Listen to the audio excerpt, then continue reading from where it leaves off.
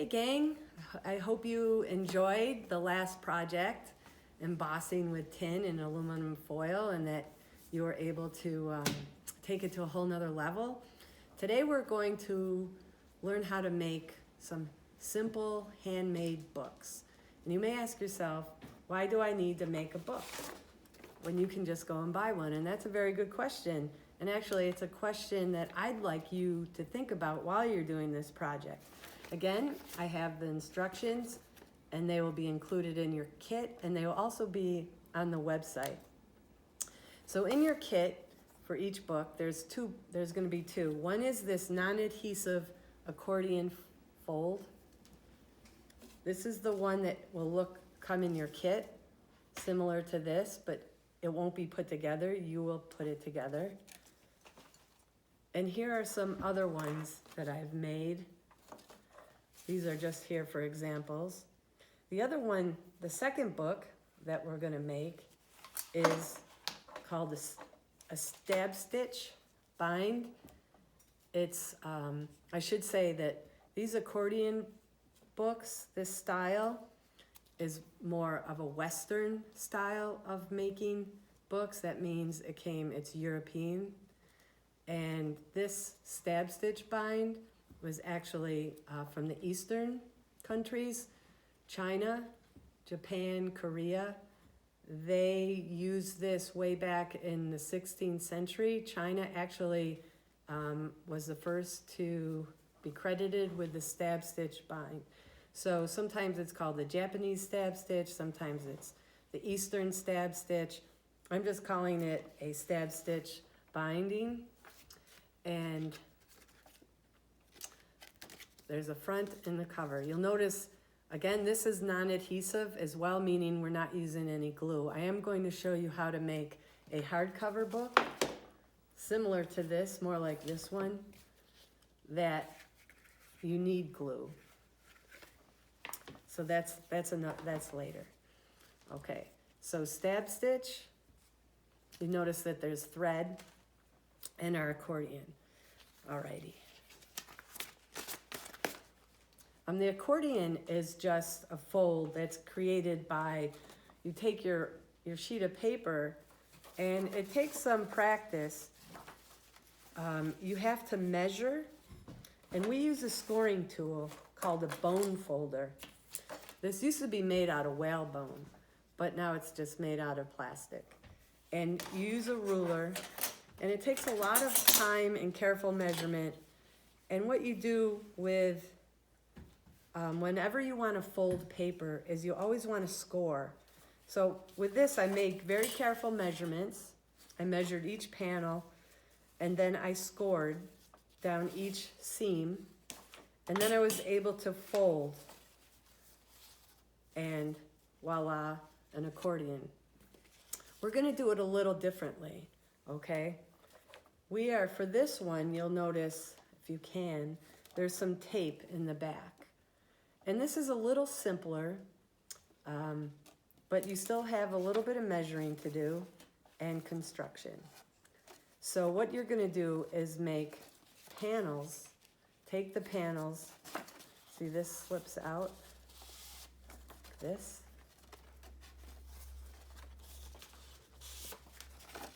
So this was created with 1, 2, 3, 4 panels that I taped together to make one long accordion.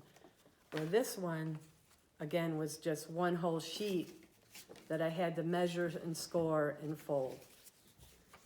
Since you don't have the bone folder and some other tools that are best for doing book arts, we're going to do our best with what we have. And basically, again, it's everything you can find from home. So in your kit, you'll get a popsicle stick. You'll get one sewing needle. You're going to get dental floss.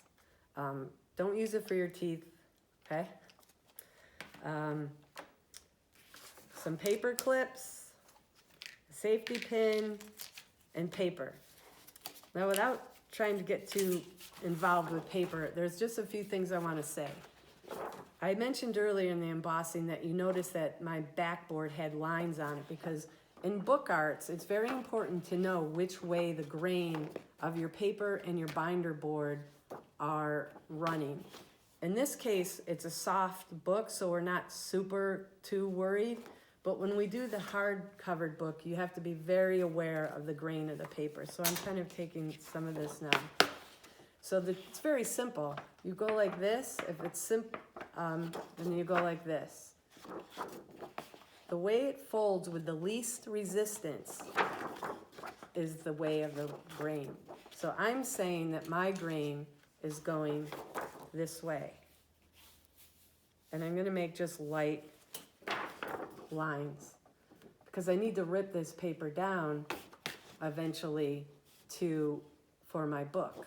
And as I said, when it gets smaller, you have to know which way the grain goes. So very lightly, because I want to be able to erase, I'd make grain lines.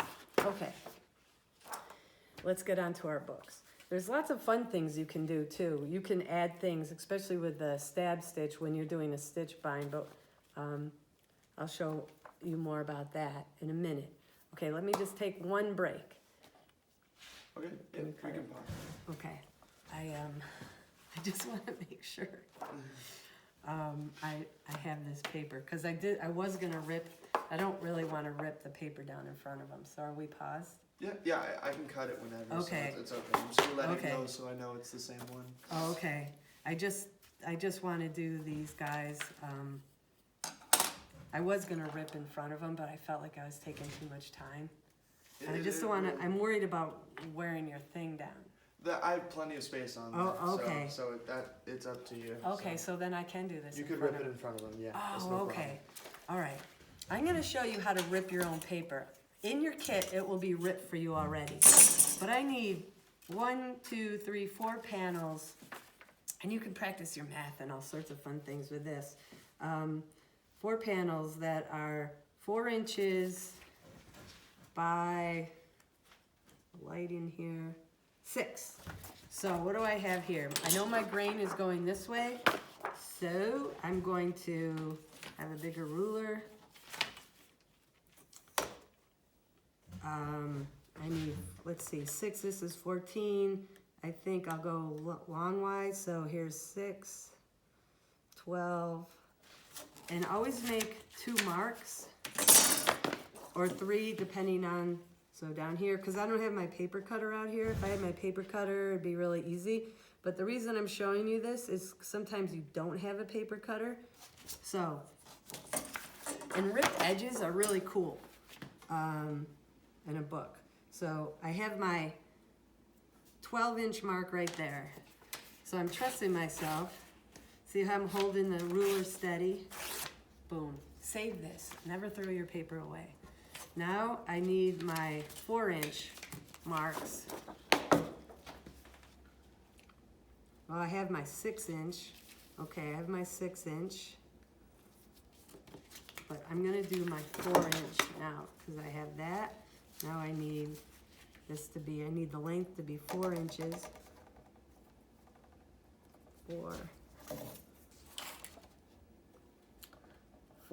Okay. See why I added those lines on the back? Because now I'm ripping my paper down and making sure my dots are lined up. Boom. And then you see how I'm tearing? I'm lifting up towards me and into the ruler, very slow. And you get a nice tear, okay? Now these have to be 6 inches. Again, I'm gonna remeasure. I'm not gonna take anything for granted. I'm gonna do a 6-inch. I have a mark there. I'm gonna make sure it's 6 inches. Yep, okay. Line those 2 dots up. Okay, perfect. I have I have the paper I need for my accordion construction. So I'm gonna clear my spot. I don't need this. I'm gonna show you how to make these. Go. Okay, remember I said how important it's to score. So you can find the center mark either by measuring with your ruler, or you can make sure you have corner to corner here, okay? This is very important. You can put a little mark in there, but you want to score. If you don't score, take your popsicle stick and you get a line like this. See the line? And then hold it to one. Then you take your popsicle stick and you go from the center, okay? From the center to the end, to the center to the end. You get a really nice tight fold. That's what you want. The bone folder works best. But if you don't, let me use this little piece here. If you don't and you just crush it, then see what happens. See the crushed mark? I don't know if you can see that, but the grain gets crushed and it makes a sloppy edge. So I'm just gonna go ahead and find my half marks. I'm not measuring, I'm just making a little thing like that, trusting myself, but I am scoring. And again, hold the corners together. And then middle, 1, 2. I'm doing this quickly. You guys take your time and think about what you're doing. I've done it 100 times and you don't want to, and also just for the length of the video. And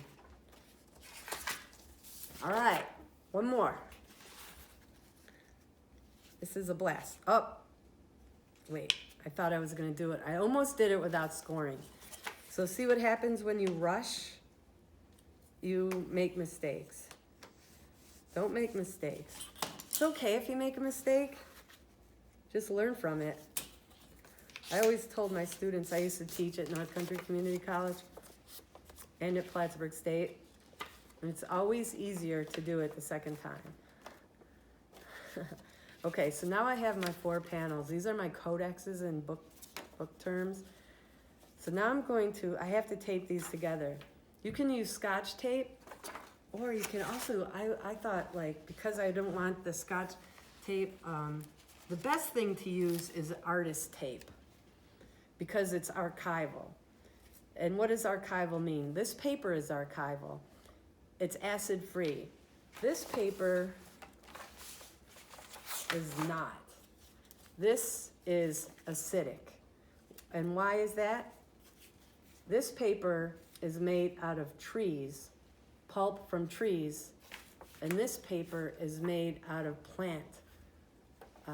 So this is alkaline, and tree pulp is acidic, and that's why your paper, your tree pulp paper doesn't hold up. It turns yellow, it gets brittle, and so artists want archival paper, acid-free, alkaline base.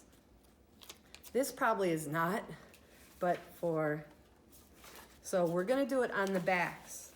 So I'm lining up my paper. This is the other thing you wanna do now, is you want these edges as close as they can be. I'm gonna stand up. I work better standing up anyways.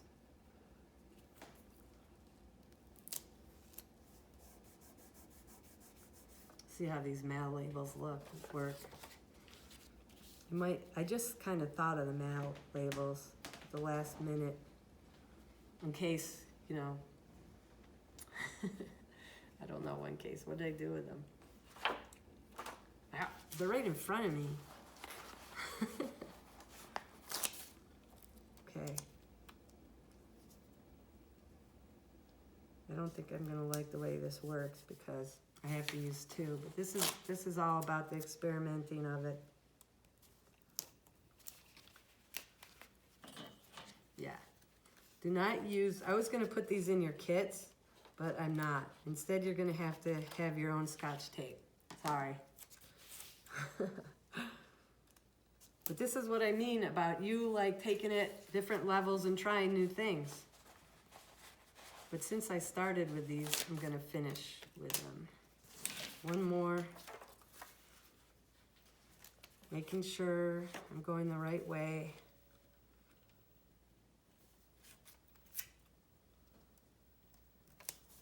Down.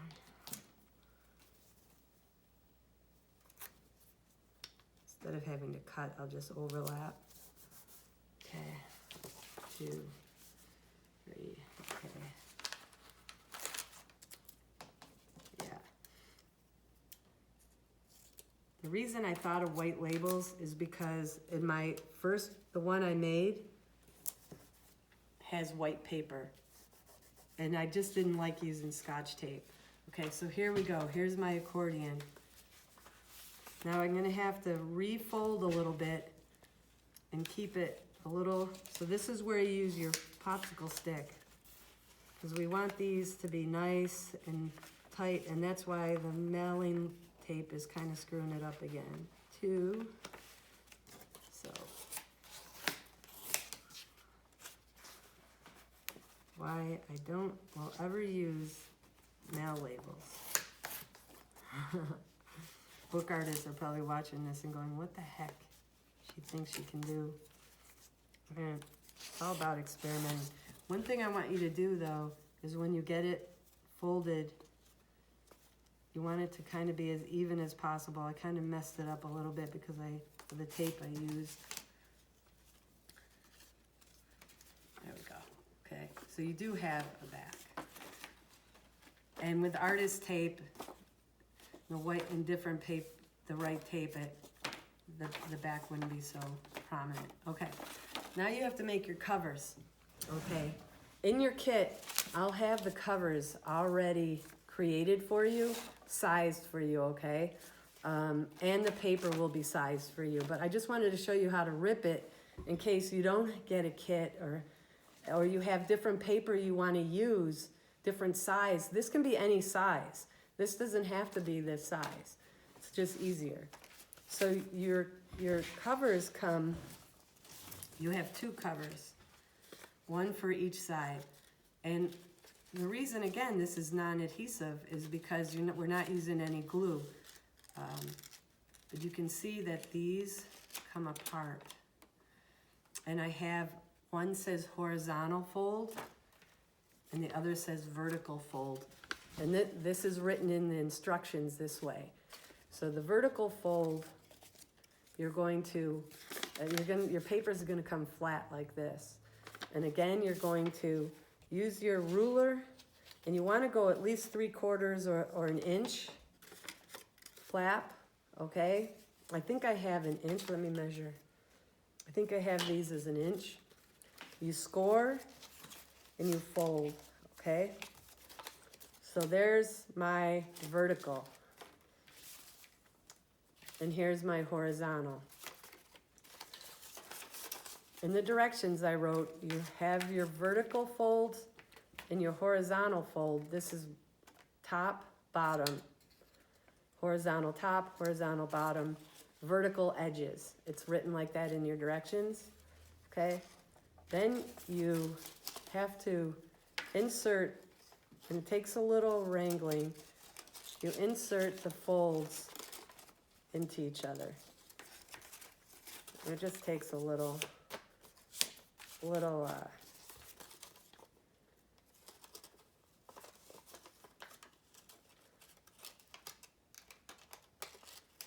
want them to be a little tight so they'll stick.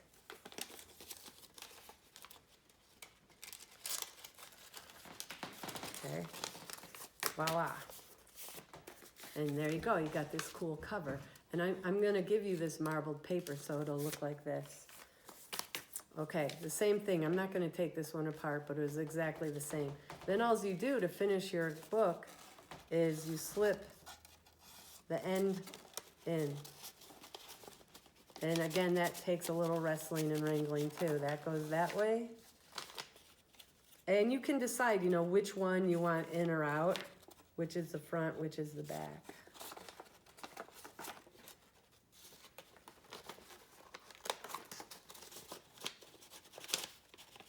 It gets caught in there sometimes.